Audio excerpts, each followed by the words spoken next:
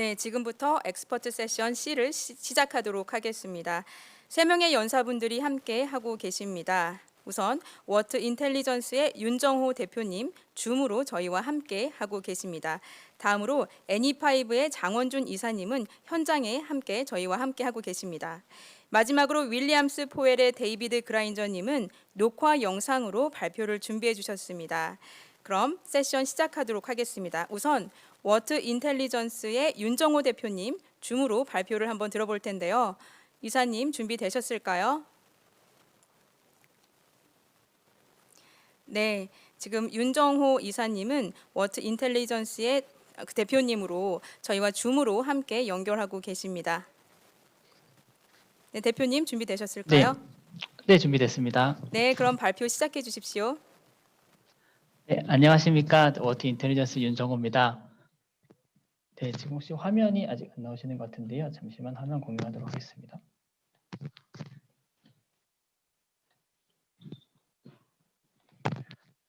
자,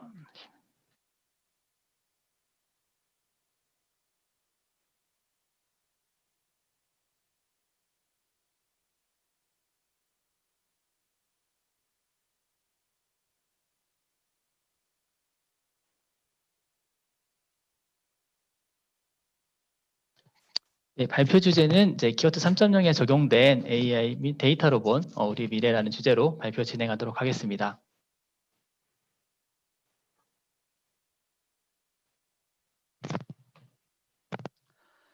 네, 먼저 시작하지 앞서서 저희 키워트라는 특허 검색 서비스는 단기간에 많은 실무자분들이 사용을 하고 계신데요. 크게 네 가지 부분으로 꼽고 있습니다. 내 업무를 잘 아는 특허 데이터, 그래서 검색 작성부터 보고서까지 업무 시간을 줄여주는 부분에 포커싱을 두고 있는 서비스입니다. 또한 연구자들도 쉽게 쓸 수 있는 어떤 DB를 사용하시던 분들도 1시간 정도 사용하시면 쉽게 서비스를 이용하실 수 있도록 구성하는 부분에 초점을 맞추고 있고요. 그다음에 업무를 관리하고 공유하는 기능들도 탑재를 하고 있습니다. 마지막으로 차별화된 고급 정보들로 서비스를 진행을 하고 있습니다. 네, 저희 킴파에서도 많은 회원사분들이 저희 키워트를 사용을 해주고 계신데요. 가장 중요하게 보시는 부분은 이 네 가지인 것 같습니다. 먼저 저희 회원사분들과 함께 하고 있는 부분인데요. 신속하게 서비스 피드백이라든지 사용자 편의를 고려한 기능들을 업데이트하는 부분도 있고요. 그다음에 실제 사용하시기 편리하게 구성한 부분이 가장 중요하다라고 생각합니다. 오늘 주제인 AI도 결국은 사용자의 니즈를 얼만큼 반영하고 사용자의 편의를 얼만큼 높여주느냐에 중점이 있는 것 같습니다. 그런 부분들을 저희가 많이 생각하고 고민하고 있는 서비스입니다. 또한 마지막으로 그렇게 해서 시간을 줄여줄 수 있는 부분들을 같이 고민을 하고 있습니다. 결국 우리의 미래에 이제 AI 또는 데이터를 활용한 이런 서비스들은 우리의 업무를 또는 우리의 여러 가지 편의성들을 높여주는 방향으로 계속 진화를 하고 있습니다. 모든 분야가 마찬가지일 건데요. 특허 데이터 분야, 특허 검색 쪽 분야도 마찬가지라고 생각을 합니다. 저희는 이런 부분들을 계속 고민하고 있는 서비스입니다.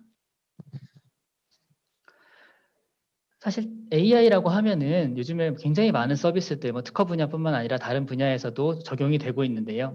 우리가 가장 많이 사용하는 챗봇부터 시작해서 여러 가지 서비스들이 AI를 적용하고 있습니다. 실제 킴파 회원사 기업분들에서도 내부에 또는 업무 프로세스 또는 실제 서비스나 제품에서도 AI를 많이 적용하고 계실 겁니다. 그러면 저희의 AI 서비스는 어떻게 다른지를 한 가지 포인트로 좀 잡아봤습니다. 여러분이 다 아시다시피 AI의 가장 중요한 부분은 데이터 처리입니다. 어떤 기법을 사용하는지도 물론 중요하지만 어떤 데이터를 어떻게 핸들링하느냐에 따라서 그 결과는 천차만별일 것입니다. 그래서 특허를 잘 아는 전문가가 특허에 대한 데이터에 대한 AI 서비스도 잘 만들 수 있다라고 생각을 해서 저희는 2015년 저희 서비스를 준비하는 시점부터 AI 서비스를 연구하기 시작했습니다. 그래서 그때는 사실 국내에서도 AI가 많이 활용되고 있던 시점은 아닌데요. 특허 데이터를 특허 업무를 진행을 하면서 어떻게 하면 좀 편리하게 할 수 있을까 하는 부분을 고민하다가 거기에 이제 AI도 하나의 부분으로 저희가 연구를 시작을 했습니다. 저희가 생각하는 AI는 물론 딥러닝과 같은 학습을 통한 AI도 있지만 실제 로직상 작동하는 방식이라 하더라도 우리의 서비스 업무를 얼마큼 편하게 할 수 있느냐에 관점이 있다라고 보고 있습니다. 저희는 특허 전문가가 모든 데이터 설계 및 핸들링을 담당합니다. 변리사 미국 변호사나 데이터 분석가들이 특허를 잘 아는 분들로만 구성이 되어 있고요. 직접 데이터를 모두 핸들링하고 설계해서 서비스 편의 서비스부터 AI 서비스까지 만든다라는 게 가장 큰 포인트다라고 볼 수 있겠습니다.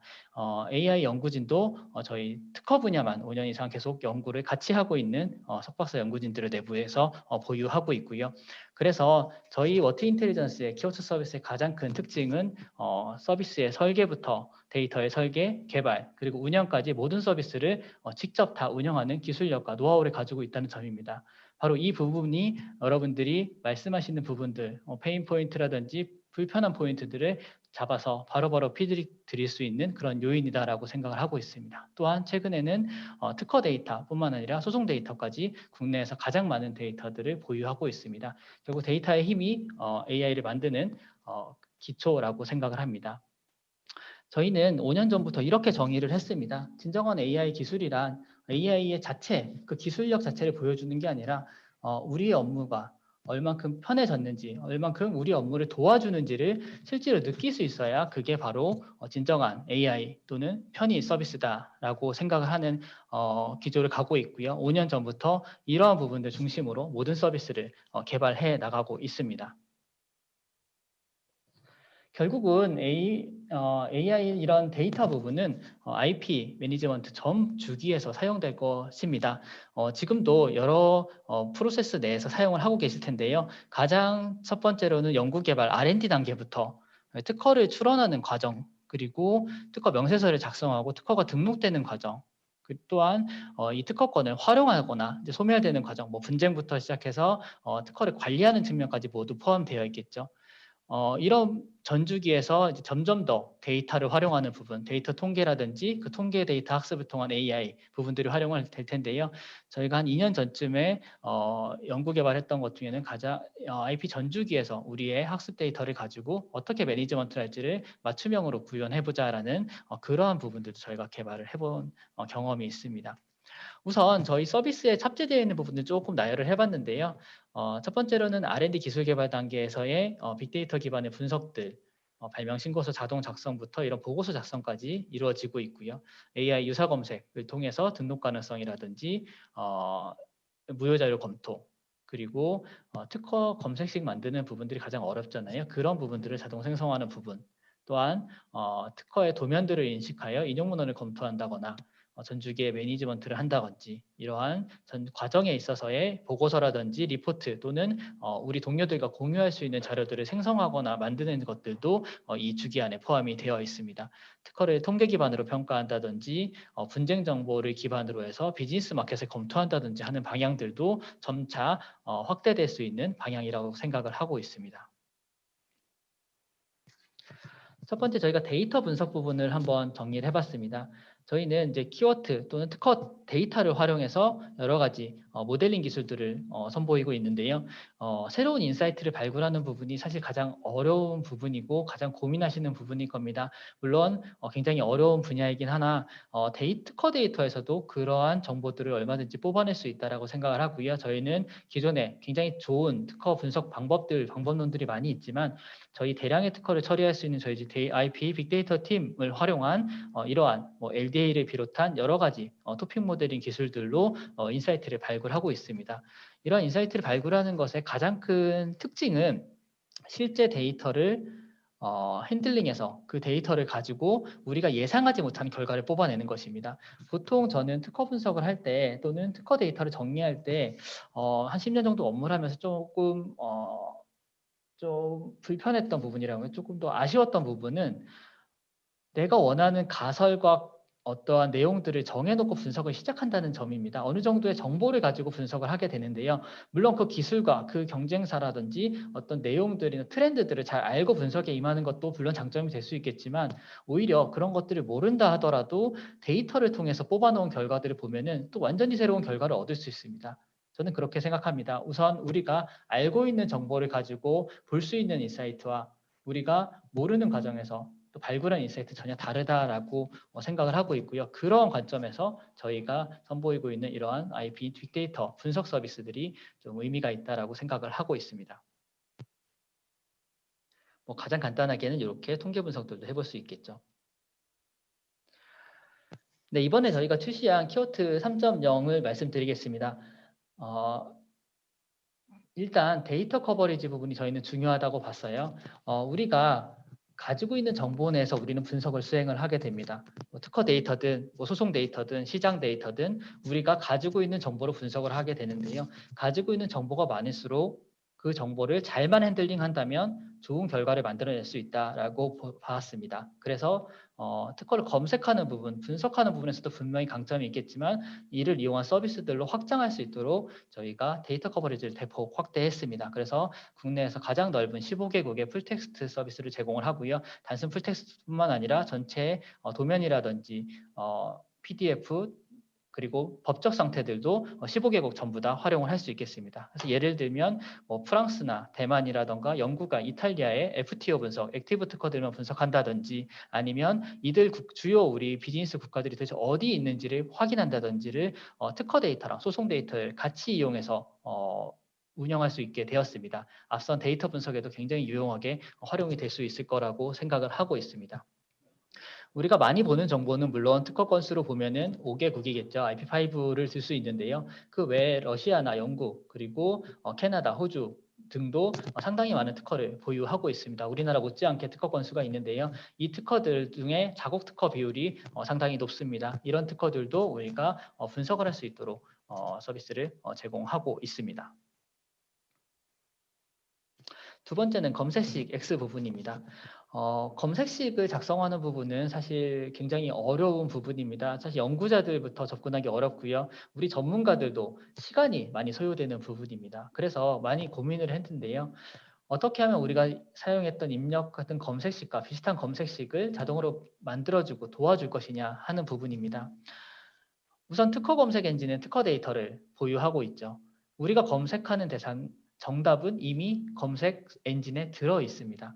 정답을 알고 결과를 만들어내면 조금 더 쉽다라고 저희는 생각을 했습니다. 특허 데이터는 굉장히 많지만 또 유한하기도 합니다. 유한한 특허 데이터를 검색하는 방법은 유한한 특허 데이터를 분석해서 거꾸로 우리에게 제시를 해주는 부분이라고 생각을 해서 검색식 X라는 서비스를 만들게 됐습니다.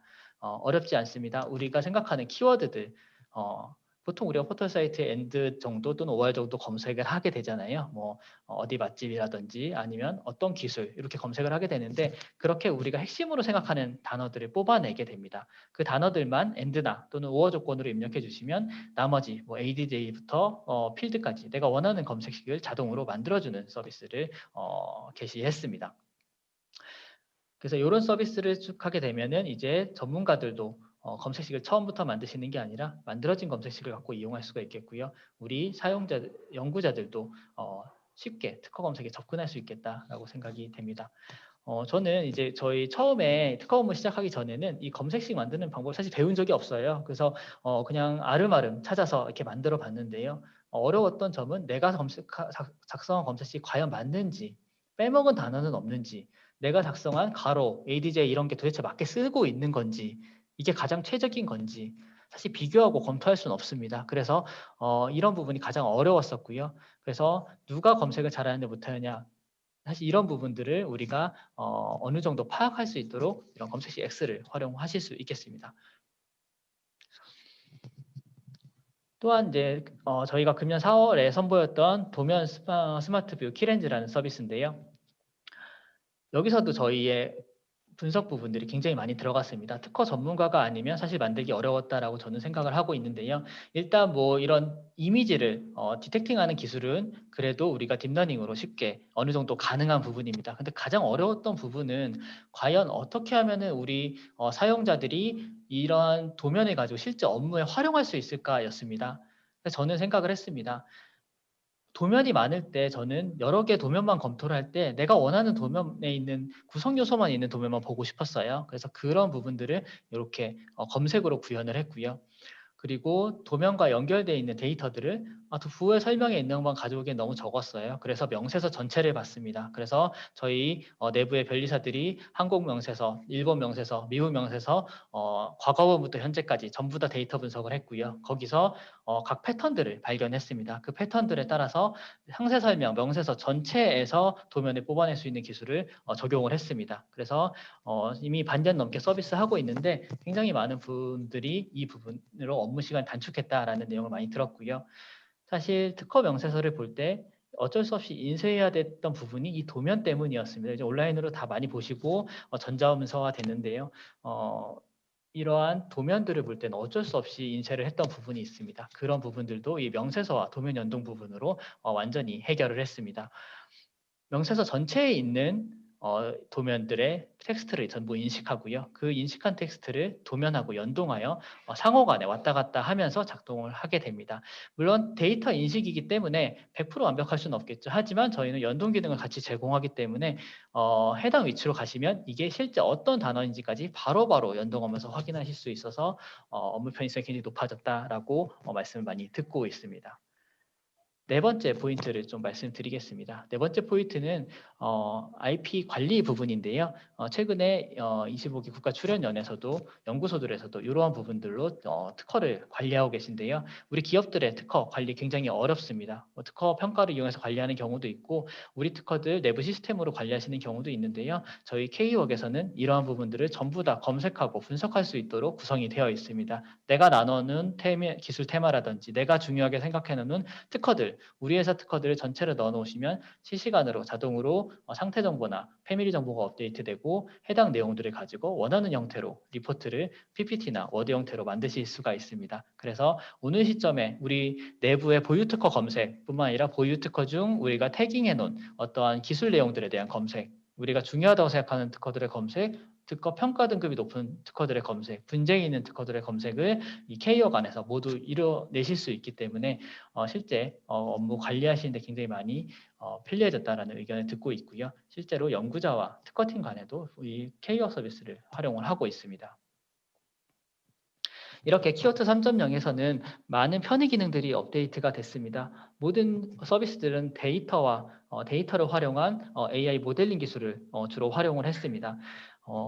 그러한 서비스들에 있어서 가장 중요한 부분은 아까 말씀드린 대로 데이터 핸들링이고요. 실제로 그 결과의 정확성은 서비스를 통해서 확인해 보실 수가 있습니다.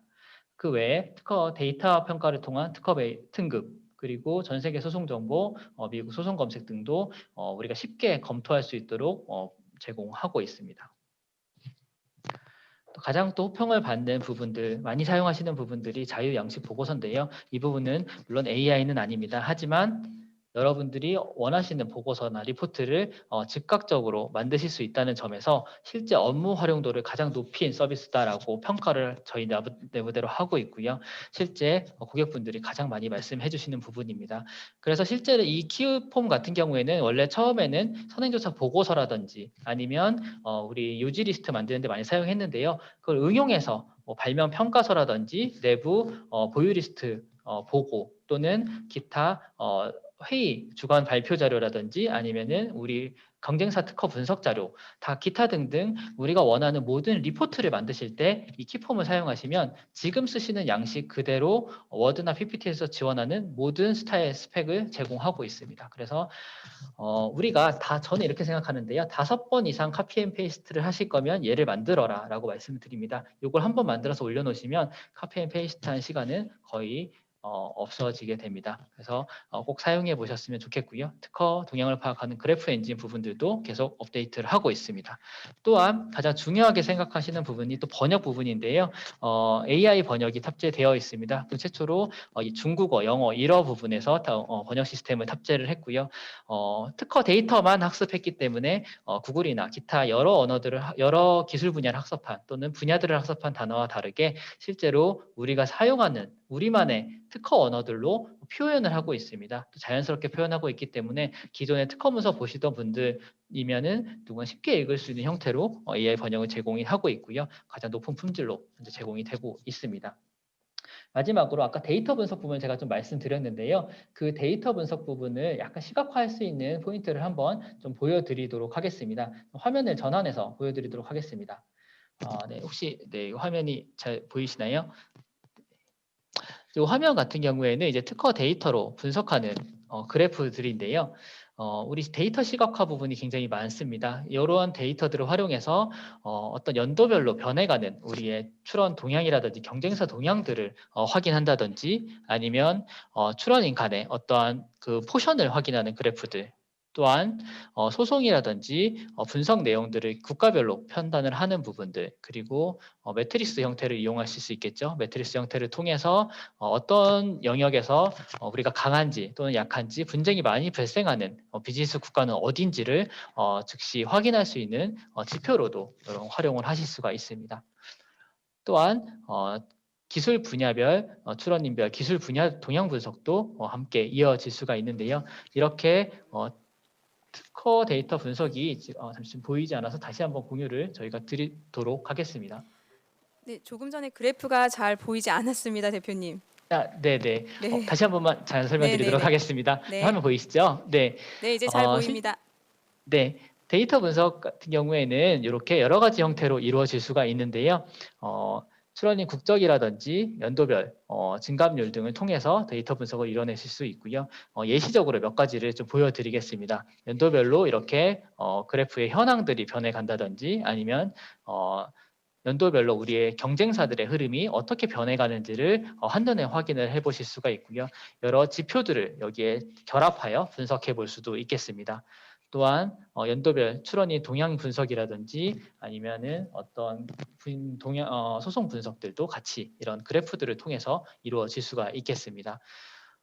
네, 매트리스를 통해서 어느 국가, 비즈니스 국가에서 분쟁이나 소송이 많이 발생하는지 여부 등도 쉽게 확인을 해보실 수가 있고요. 기술 분야별로 어떤 플레이어가 어떤 영역을 차지하는지 부분들도 쉽게 확인을 해보실 수가 있습니다. 이렇게 예시적으로 저희가 그래프 형태를 보여드렸는데요. 사실 시각화된 분석은 데이터 분석에 빠질 수 없는 부분입니다. 저희는 이런 부분들도 같이 연구를 하고 있고요. 아까 토픽 모델링 기술과 더불어 실제 대량의 데이터, 수천 건, 수백만 건의 데이터를 가지고 이런 분석해내는 새로운 인사이트들도 만들어내고 있습니다. 저희 20분 정도 이제 시간이 지났는데요. 제 발표 들어주셔서 너무 감사드리고요. 저희 키워트 서비스 지속적으로 발전하고 여러분들의 성원하에 열심히 노력하고 있습니다. 앞으로도 많은 관심 부탁드리겠습니다. 감사합니다. 네, 윤정호 대표님 발표 감사합니다. 잘 들었습니다. 네, 다음으로 애니5의 장원준 이사님께서 발표를 해주시겠습니다. 발표 부탁드리겠습니다.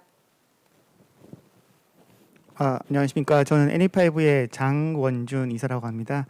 저는 원래 첫 번째 커리어를 이제 삼성 SDS에서 프로그래머로 시작을 했고, 애니5 오기 전에는 이제 인텔렉추얼 디스커버리라는 이제 특허 수익화 업체에 있습니다. 애니5에서는 이제 플랫폼 등 여러 가지 신사업 관련된 이제 일들을 하고 있습니다. 이번 세션에서는 이제 AI와 관련해서 이제 많은 분들이 이제 저희 얘기를 하다 보면 이제 AI가 무엇인가에 대한 얘기들을 많이 하십니다. 그리고 뭐 인하우스나 로펌에서 이제 AI를 얼마나 활용할 수 있을지도 많이 궁금해하시고 그런 관점에서 AI가 이제 무슨 의미인지 그리고 이제 현재 기술 수준으로는 어디까지 해줄 수 있을지 관련해서 애니5가 AI와 관련해서 어떤 고민들을 하고 있는지에 대해서 간단하게 소개를 드리도록 하겠습니다. 말씀하신 것처럼 전반적인 순서는 이제 저희 회사가 어떤 회사인지 어떤 일을 해오고 있는지 이제 그런 히스토리 상에서 이제 우리가 AI에 대해서 어떤 고민을 하고 있는지 그리고 이제 주요 서비스와 같은 평가에 대한 부분들 내부 고객 시스템을 이제 NLP를 이용한 이제 자연어 처리 AI를 통해서 어떤 식으로 저희가 대응을 하고 있는지 그리고 아까 말씀하신 시와크 엔진은 저희가 어떻게 활용을 하고 있는지에 대해서 간략하게 이제 소개를 드리도록 하겠습니다. 아무쪼록 이 세션을 통해서 이제 AI가 뭐고 뭐 인하우스가 됐던 이제 그 IP 플레이어가 됐던 자기네 업무 필드에서 이제 어디까지 어떻게 활용할 수 있을지에 대한 어떤 이제 가이드를 함께 이제 했으면 좋겠습니다. 예, 애니파이브는 2003년에 설립된 회사입니다. 이제 당시에는 이제 특허나 R&D 관리라는 개념이 없던 시절에 이제 저희 회사가 이제 해당 시장에 진출을 해서 뭐 저희는 이제 감히 이 부분에서는 이제 넘버 원이라고 말씀을 드릴 수 있을 것 같습니다. 2003년 설립 후에 이제 주로 이제 대기업이나 중견기업, 대형 이제 연구소들이나 이제 대학들의 저희 특허 관리, IP R&D 관리 솔루션들을 이제 공급을 해왔습니다. 그래서 이제 몇 년 전부터는 저희가 이제 플랫폼 기업 쪽으로 이제 많이 이제 드라이브를 걸고 있다고 보시면 될 것 같습니다. 저희 고객은 이제 다양한 인더스트리별로 이제 다양하게 분포해 있다고 보시면 되실 것 같습니다.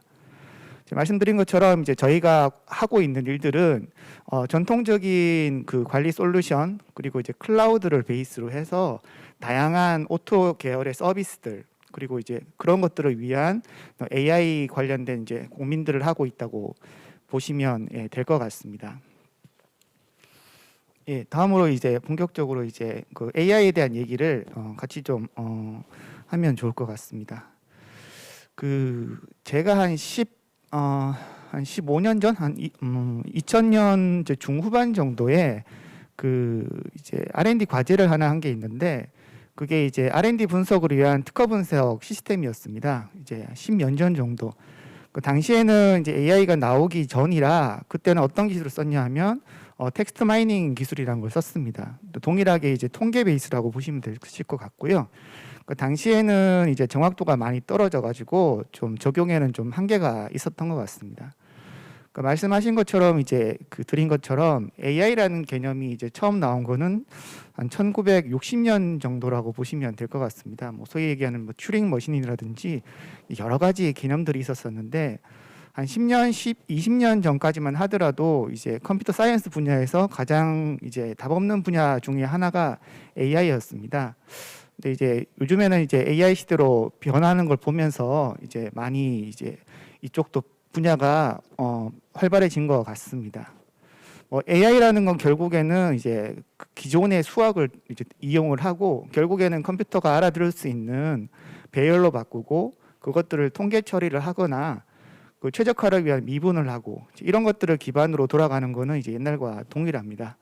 물론 최근에 딥러닝이 나오면서 AI가 그동안 풀지 못했던 다양한 난제들을 극복하면서 이제 많은 기업들이나 이제 여러 가지 연구소들이 해당 분야에 들어왔다고 보시면 되실 것 같고요.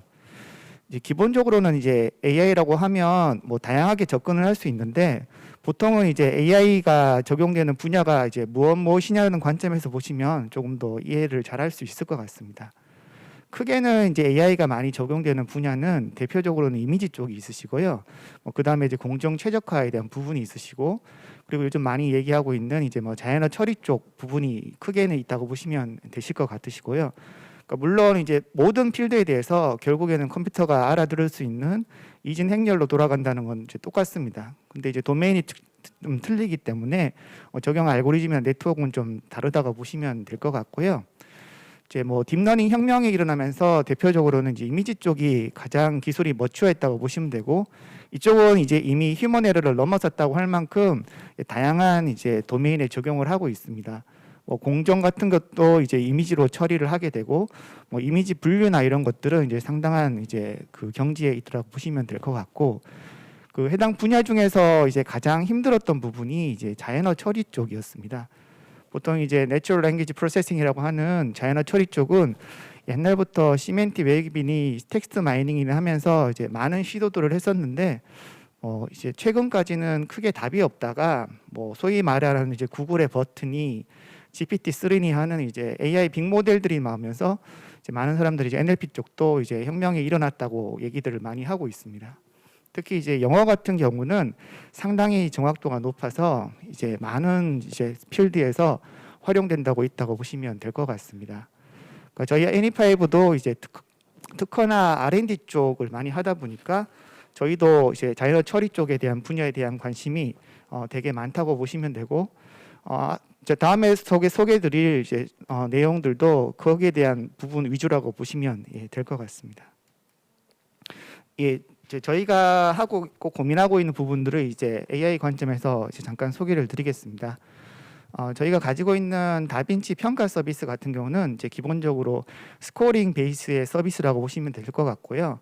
그러니까 저희가 가지고 있는 스코어링은 이제 해당 특허가 얼마나 돈이 되는지, 그러니까 이제 보통 평가를 하게 되는 이제 뭐 사업성, 권리성, 뭐 시장성을 많이 보는데 저희는 이제 지수들을 분리를 해서 해당 지수가 이제 권리적 안정성이 있는지를 따로 하고 해당 이제 특허가 이제 그 시장성이 있는지를 따로 보고 있습니다. 그러기 위해서 저희 파트너사를 통해서 약 $500 정도, 6천억 정도 이상의 라이센싱 정보들의 학습 데이터를 확보를 해서 해당 데이터를 가지고 트레이닝한 스코어링 정보를 가지고 있습니다. 예, 말씀드린 것처럼 이제 그 Q 스코어라고 부르는 수익성 관점의 스코어들, V 스코어라고 부르는 이제 선언 기술을 이제 자연어 처리 유사도를 통해서 기본적으로 스코어링을 처리한 V 스코어를 이제 가지고 있다는 보시면 될 것 같고요. Q 스코어 같은 경우는 말씀드린 것처럼 $500 정도의 실제적인 라이센싱 데이터를 가지고 학습했다고 보시면 될 것 같습니다. 그래서 Q 스코어 점수가 높다는 얘기는 기본적으로 저희가 얘기 드릴 수 있는 거는 해당 기술 분야가 이제 최근에 돈이 된다고 저희 스코어를 보고 이해를 하시면 될 것 같습니다. 그래서 이런 스코어 관련해 가지고 저희가 몇 가지 검증을 했었고요. 실제로 표준풀에 들어갔거나 어사인이 됐거나 리리게이션이 일어났던 것들은 실제로 스코어링이 높다는 것들을 저희가 이제 실증적으로 확인을 했었고요. 그리고 이제 저희 고객사 쪽에서 제안했던 부분들은 고객사 전체의 포트폴리오들을 분석을 해서 점수가 낮은 것들은 우선적으로 그 클린징을 하고 점수가 좋은 것들은 이제 수익화 대상을 할 수 있도록 저희가 제안을 하기도 했었습니다. 그러니까 물론 이제 그 정부 출연 기관이나 대학 같은 경우는 이미 많은 건들을 시장에 돌리고 있는데 내부적으로 낮게 평가한 건들을 잠자고 있는 건들이 있습니다. 그런 것들을 저희 툴을 통해서 추가적인 매칭 작업이나 디캡 작업들을 할 수 있도록 저희가 가이드를 드릴 수가 있습니다. 또한 저희가 글로벌 플랫폼을 확동을 해서 이렇게 좋은 것들은 이제 저희 거래 플랫폼을 통해서 올려서 활용할 수 있도록 저희가 이제 제공을 하고 있고, 이제 한국의 경우는 이제 애니5가 파트너사라고 돼 있고, 외국의 경우는 이제 중국이나 유럽 쪽이나 미국 같은 경우는 로컬 파트너사들이 이제 플랫폼과 함께해서 올라온 건들 같은 경우는 이제 수익화할 수 있도록 저희 플랫폼에서 지원을 하고 있습니다. 예, 다음으로는 이제 그 애니5 고객 시스템과 뭐 NLP 기반 고객 분석에 대해서 말씀을 드리도록 하겠습니다. 그 애니5는 이제 2003년 이후에 한 300여 개 이상의 솔루션들을 이제 공급을 해왔고, 현재 서비스하고 있는 기업이 한 100여 개 정도 됩니다. 그런 기업들을 이제 실제로 유지 보수를 하면서 이제 저희는 이제 CSR 시스템이라는 시스템을 통해서 이제 그 실제적으로 서비스를 해주고 있고, 그동안 축적된 10만여 건의 이제 그 고객 데이터를 가지고 있습니다. 이런 데이터들을 이제 저희가 실제로 토픽 모델링을 해서 사용자 유형별이나 이제 기업별로 어떤 이슈들이 있는지를 저희가 파악을 하고 저희 제품에 반영을 하고 있습니다. 예, 뭐 구체적으로는 이제 고객한테 올라온 데이터들을 이제 그 형태에서 분석을 하고 그것들을 여러 통계 처리를 해가지고 그 고객별로 이제 토픽들을 이제 또 뽑아내고, 그래서 이제 고객별로 어떤 이슈가 있는지를 이제 저희가 제공을 하고 있습니다. 또 이제 AI 빅데이터 분야 중에서 이제 많이 얘기가 되고 있는 분야가 이제 그 시각화 분야입니다. 빅데이터가 일어나면서 많은 데이터 처리를 하면서 이제 그 데이터에 대한 패턴이나 아웃라이어를 판단하는 게 이제 확보하는 게 되게 중요한 이슈가 됩니다. 보통은 이제 그 비즈니스 셀프 BI 시장이라고 해서 이제 이쪽 시장은 되게 큰 부분이라고 보시면 될 것 같고, 애니5 같은 경우는 이제 그 여러 가지 기술력을 확보를 하기 위해서 뭐 도로공사라든지 뭐 단정 부품이라든지 뭐 염색 쪽 공정이라든지 이제 다양한 프로젝트를 통해서 AI나 빅데이터 기술을 이제 확보를 하고 있습니다. 그래서 저희가 애니페스트라고 부르는 이제 시각화 기반의 솔루션들을 이제 저희가 개발을 이제 했고요. 요 특징 같은 경우는 그 SQL 프로그램을 모른다고 하더라도 이제 사용자가 직접 피벗처럼 이제 다양한 칼럼들을 쉽게 왔다 갔다 하면서 이제 데이터들을 쉽게 만질 수 있는 게 기본 특징이라고 보시면 될 것 같습니다. 예, 다음으로 이제 저희가 진행하고 있는 이제 그 R&D 사업에 대한 부분도 잠깐 소개를 드리도록 하겠습니다. 해당 아닌 사업 같은 경우는 보통 이제 스타트 기업들을 좀 평가를 해서 괜찮은 기업들이 이제 펀딩을 받거나 혹은 뭐 M&A를 서치하는 이제 기업들이나 그 VC들이 괜찮은 기업들을 소싱하기 위해서 활용하는 툴로 보시면 될 것 같고요. 뭐 기본적인 DB 같은 경우는 이제 특허 DB만이 아니라 기업에 대한 재무 데이터베이스, 거래 데이터베이스뿐만 아니라 저희가 NLP 자연어 처리를 통해서 뭐 다양한 이제 뭐 뉴스라든지 SNS라든지 다양한 비정형 데이터를 토픽 모델링 처리를 해서 이제 보통은 DB에서 알 수 없는 것까지 저희가 이제 비정형적으로 기업을 판단할 수 있게 이제 개발을 하고 있다고 보시면 될 것 같습니다. 예, 이렇게 이제 말씀드린 것처럼 이제 NE5 같은 경우는 처음에 이제 IP 관리 시스템이 없던 시절부터 이제 2003년에 이제 들어가게 돼서 오토와 같은 이제 컨설팅이나 기술 사업화 같은 이제 다양한 서비스들을 제공을 하고 있고, 그리고 이제 최근에는 이제 4세대로 해서 그 AI를 기술을 활용한 이제 다양한 플랫폼 서비스들을 이제 준비를 하고 있습니다. 보통 이제 그 자연어 처리를 위한 이제 여러 가지 AI 기술들은 이제 많이들 관심을 가질 의미는 있을 것 같습니다. 뭐 기업들의 이제 문헌을 요약을 한다든가, 뭐 분류를 한다든가, 번역을 한다든가, 그리고 특히 이제 검색을 한다든가, 이제 그동안 이제 기술적인 난제로 그 성능이 나오지 않았던 이제 다양한 분야에 대해서 많은 이제 기술적 진보가 있어서 현업에서도 이제 조금 더 진지하게 이런 기술들의 도입들을 검토를 해볼 수 있을 것 같습니다. 예, 이상으로 이제 저희가 고민하고 있는 부분들을 간단히 소개해드렸습니다. 예, 감사합니다.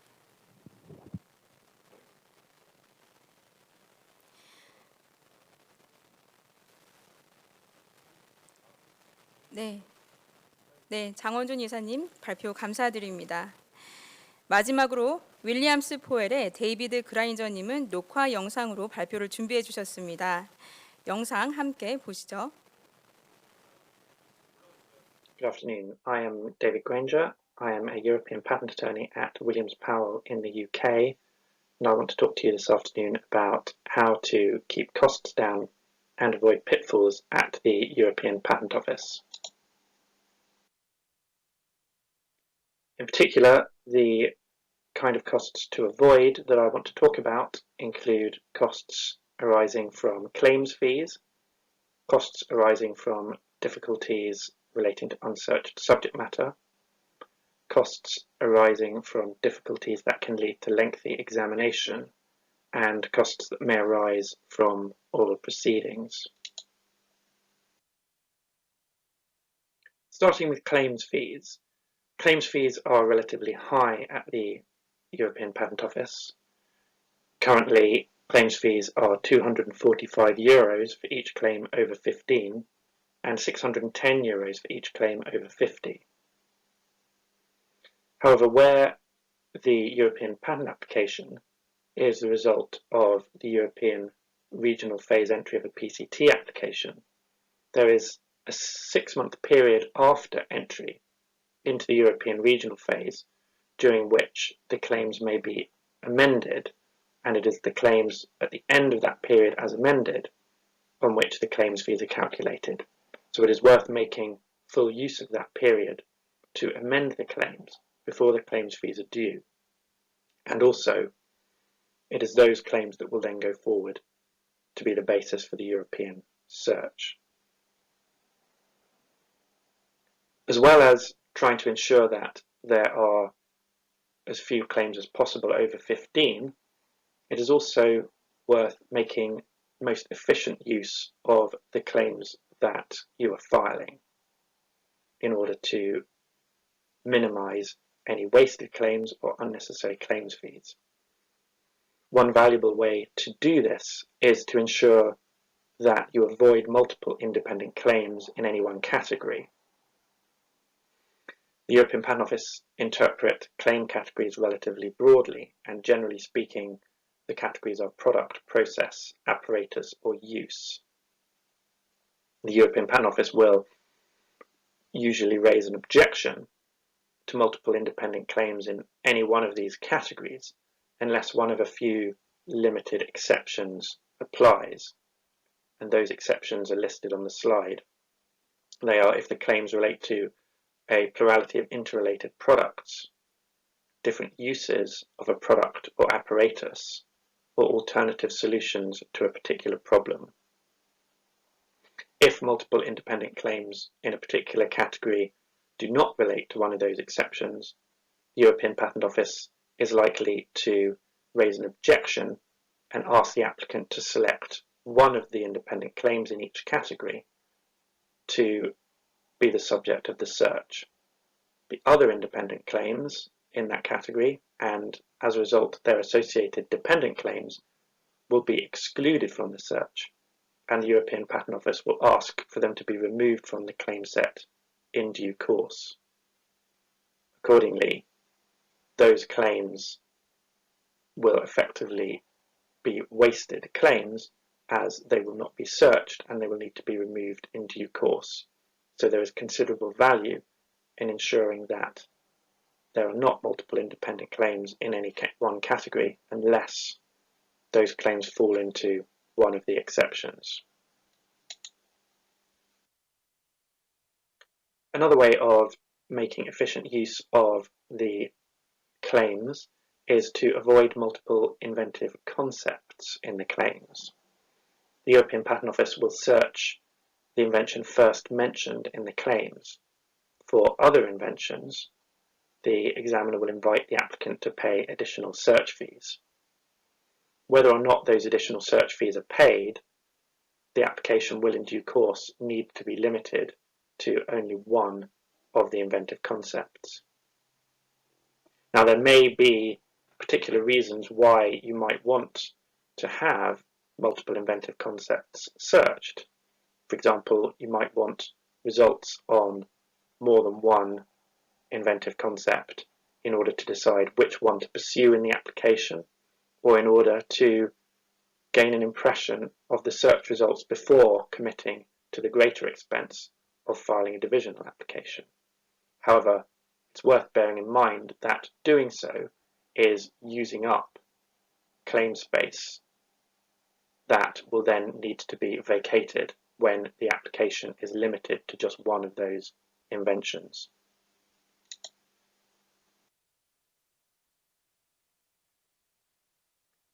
Normally, multiple inventive concepts will be in multiple independent claims. However, that is not the only situation in which additional search fees might be requested at the EPO.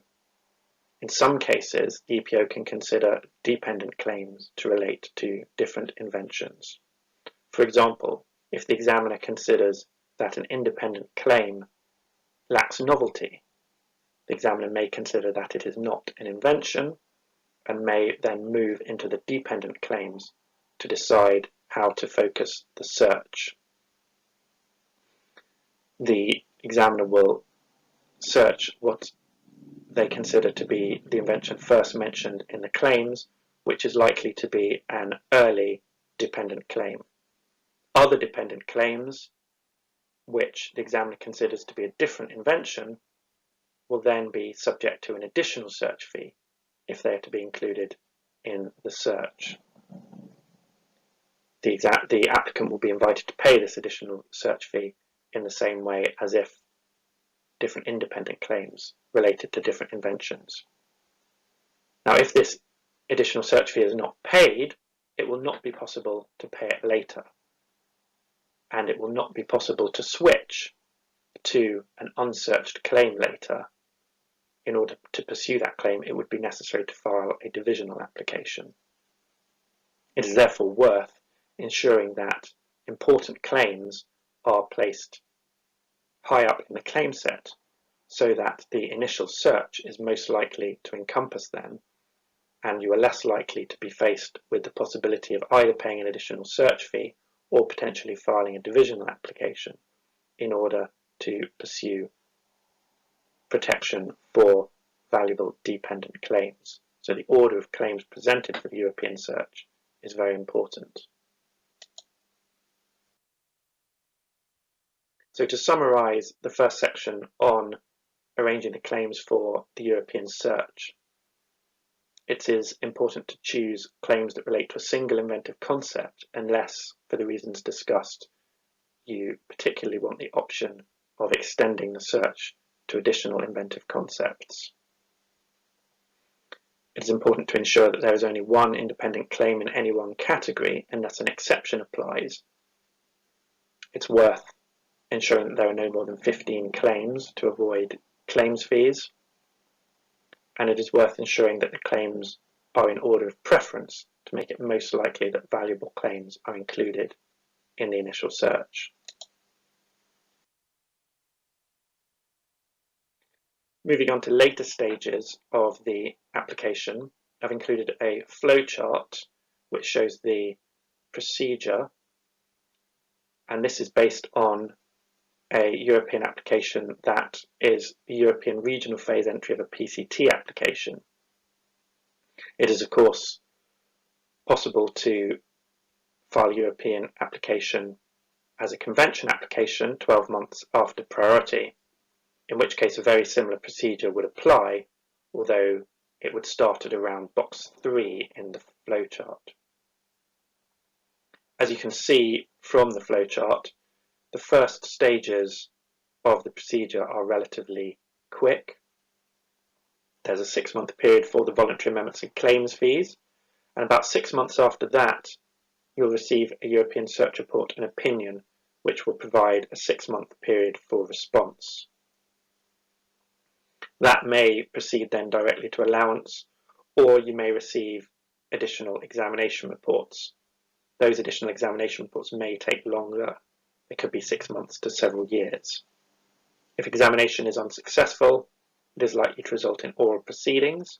If that is unsuccessful, it is likely to lead to refusal with the possibility of appeal. One of the main points to take from that slide is the value of the European Search Report opinion. The Search Report opinion is actually very similar to an examination report, but does not count as proper examination. In fact, it is possible to abandon the application after receiving the Search Report opinion and still recover the full examination fee. Also, the Search Report opinion is issued relatively quickly. However, further examination reports, once proper examination has been entered, may take longer. It is therefore worth making full use of the European Search Report in order to set the application on a good track.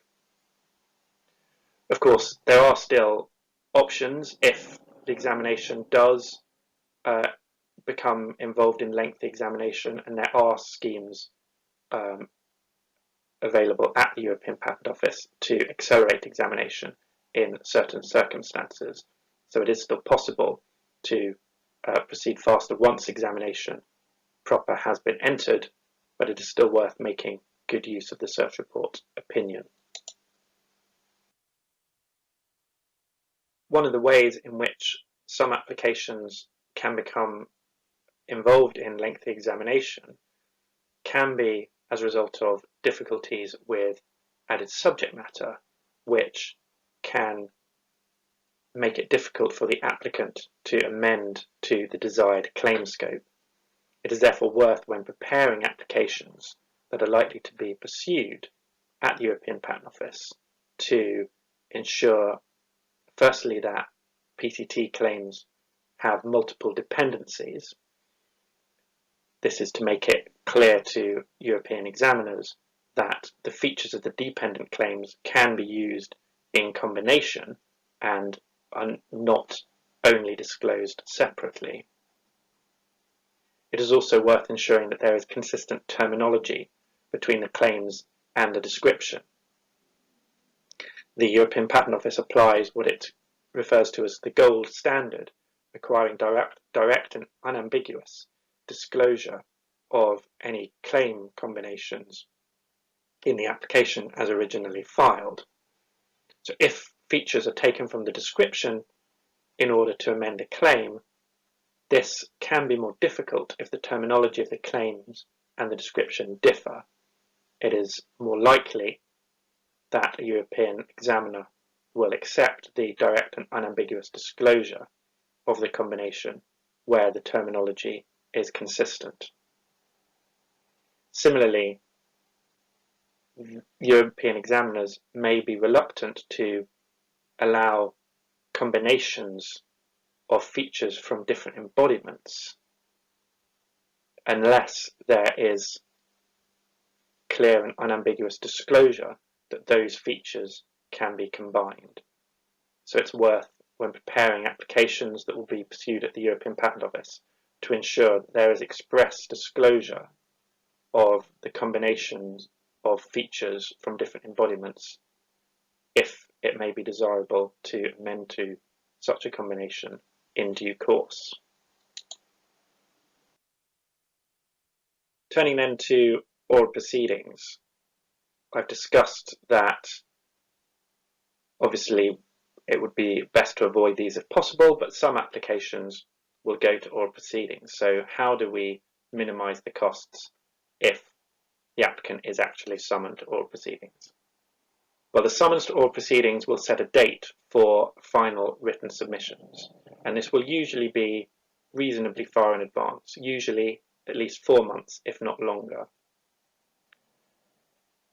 The deadline for final written submissions is important because amendments that are filed after that date may be considered late filed, and that means that the examiner may refuse to admit them into the procedure at all. So it is very important to ensure that all desired claim sets are on file before the deadline for final written submissions. A good approach to the written procedure in advance of the oral proceedings is to file a response to the summons as early as possible.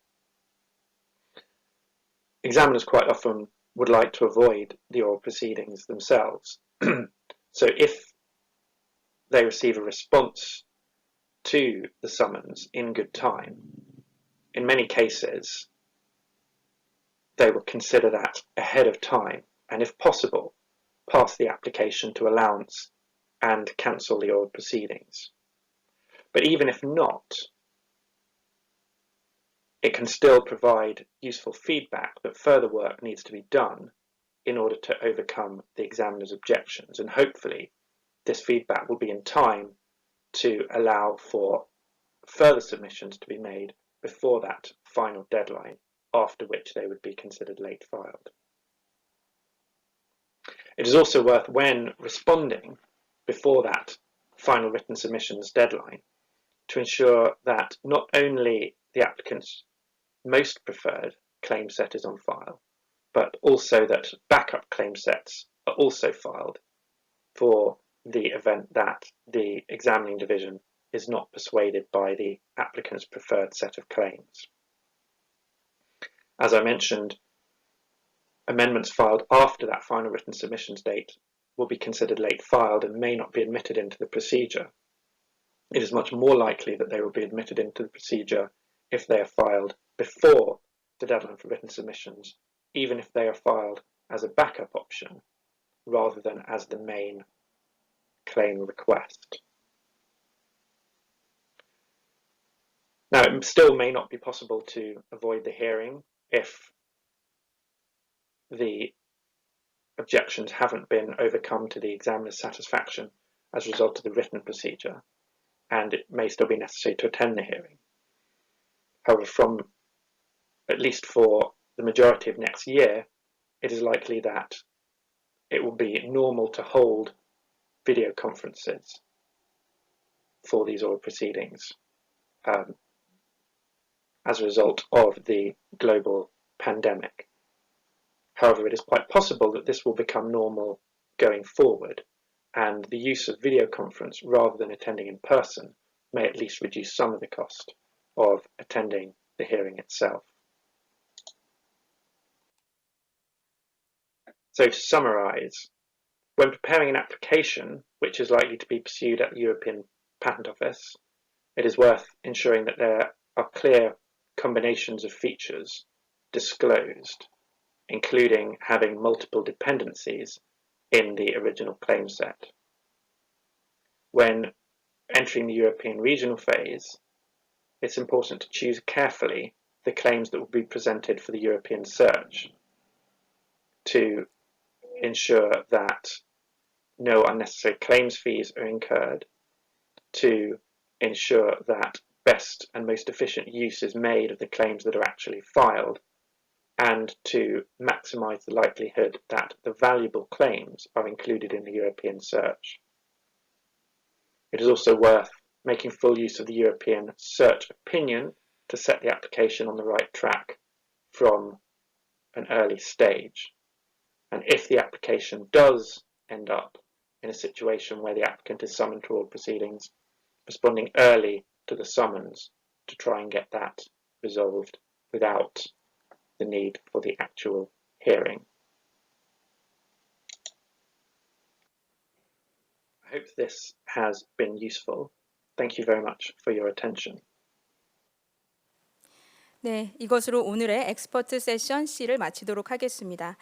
줌으로, 현장에서 그리고 영상으로 함께해 주신 연사분들께 감사드립니다. 다음은 제너럴 세션 D가 이어집니다. 4시에 다시 뵙겠습니다.